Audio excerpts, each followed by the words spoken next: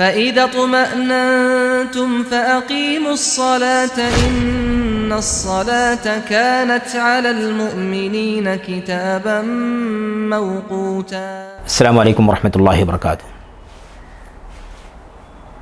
الحمد للہ رب العالمین والصلاة والسلام علی اشرف الانبیاء والمرسلین نبینا محمد وعلی آلہ وصحبہ اجمعین.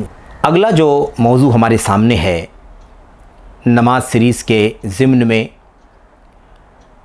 وہ خصوصیت کے ساتھ بڑی اہمیت کا ہے، اور وہ موضوع ہے ان مسائل سے متعلق جو نماز میں نمازیوں کی طرف سے، وہ کام جو نماز میں نمازیوں کی طرف سے ہو جایا کرتے ہیں، اور اس کی وجہ سے دو چیزیں ہوتی ہیں.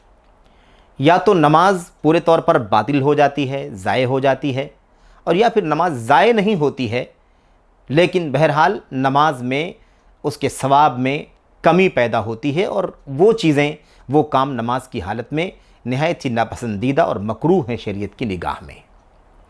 تو نماز کے خلاف کام جو بھی ہیں یہ موضوع ہے، اور یہ جو خلاف کام ہے ان کی دو حیثیت ہے. کچھ چیزیں ایسی ہیں جو ناپسندیدہ ہیں، غیر مناسب ہیں. یہ اور بات ہے کہ وہ اگر ہو جائیں گی تو نماز میں کچھ کمی آئے گی، نماز باطل نہیں ہوگی، نماز ضائع نہیں ہوگی. اور کچھ کام ایسے ہیں جو اگر ہم کر دیں گے تو ہماری نماز باطل ہو جائے گی، نماز ضائع ہو جائے گی. آئیے دیکھتے ہیں بالترتیب ان دونوں پہلوؤں کو کہ وہ کون سے کام ہیں جو ناپسندیدہ ہیں، غیر مناسب ہیں، مکروہ ہیں، جن سے بچنے کی ضرورت ہے. اگر ہم کر دیں گے ان کاموں کو یا ان میں سے کسی کام کو تو بہرحال وہ نماز کے اندر ناپسندیدہ کام ہوگا، اور اس کی وجہ سے ہماری نماز میں خلل پیدا ہوگا. اور پھر اس کے بعد انشاءاللہ تبارک و تعالیٰ کون سی چیزیں ایسی ہیں جس سے نماز باطل ہو جاتی ہے. سب سے پہلی بات بنیادی طور پر ہمیں جان لینا چاہیے کہ نمازی کو چاہیے، ایک مسلمان کو چاہیے کہ وہ اپنی نماز کا خوب اہتمام کرے، نماز میں بہت زیادہ توجہ دے، اور اللہ تبارک و تعالیٰ کے سامنے جسم سے بھی اور ایسے ہی اپنے دل سے بھی متوجہ رہے، اور اللہ تبارک و تعالیٰ سے لو لگائے. کیونکہ ظاہر ہے کہ نماز بندے اور اللہ تبارک و تعالیٰ کے بیچ ایک مضبوط رشتہ ہے، بلکہ ایک تنہائی کی مجلس ہے. جب اللہ تبارک و تعالیٰ سے بندہ جو بھی کہنا چاہتا ہے وہ کہہ دیتا ہے، جو بھی مناجات کرنا چاہتا ہے مناجات کرتا ہے، اپنی مرادوں کا سوال کرتا ہے. تو بندہ سب سے زیادہ جس عبادت سے اللہ تبارک و تعالیٰ کے قریب ہوتا ہے وہ نماز ہے، اور نماز کے اندر سجدے کی جو حالت ہے وہ سب سے زیادہ قریب کرنے والی حالت ہے.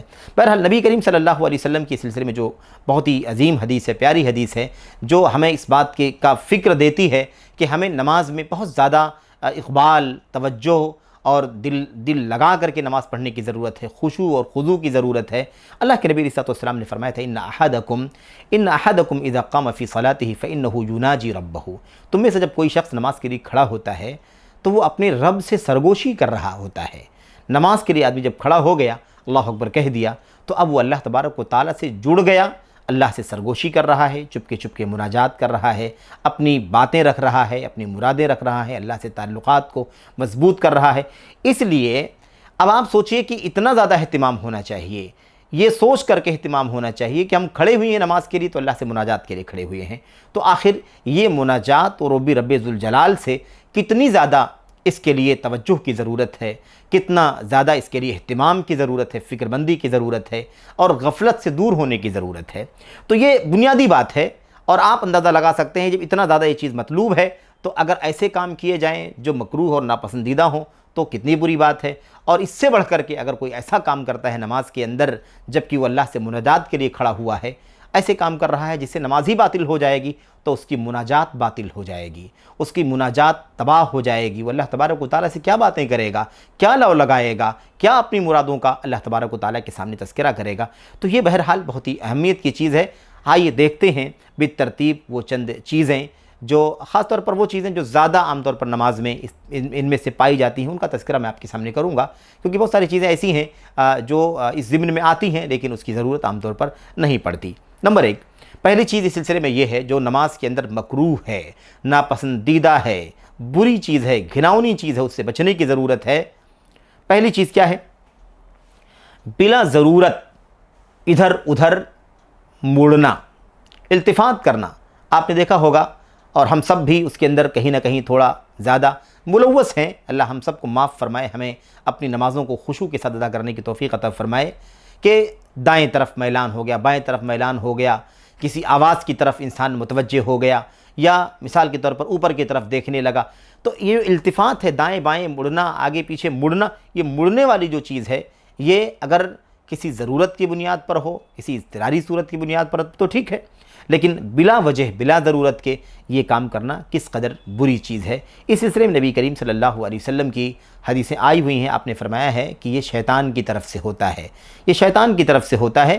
نماز کو برباد کرنے کے لیے، نماز میں خلل ڈالنے کے لیے انسان کو شیطان اس طرح سے بہکاتا ہے، ورغلاتا ہے، کچھ ایسی حرکت کرتا ہے جس کی وجہ سے انسان نماز کی حالت میں ہوتے ہوئے ادھر ادھر مڑ جائے۔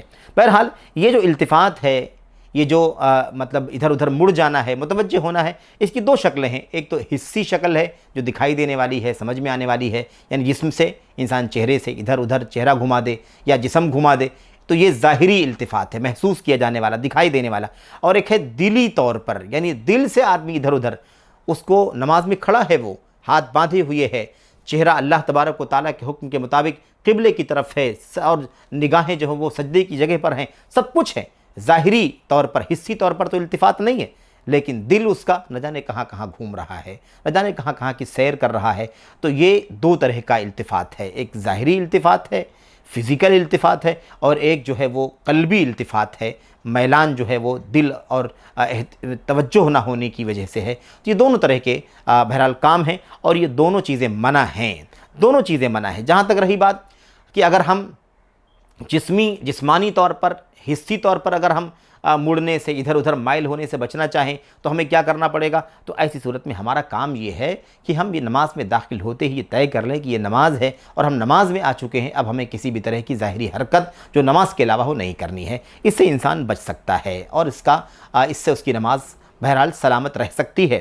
لیکن جو دوسرا مسئلہ ہے دل کے التفات کا، دل کے ادھر ادھر مائل ہو جانے کا، یہ بڑا مشکل کام ہے، بڑا مشکل کام ہے۔ شیطان کی طرف سے بہت زیادہ اس سلسلے میں بہرحال کوشش چلتی ہے کہ نمازی کو اس کی نماز سے غافل کر دے۔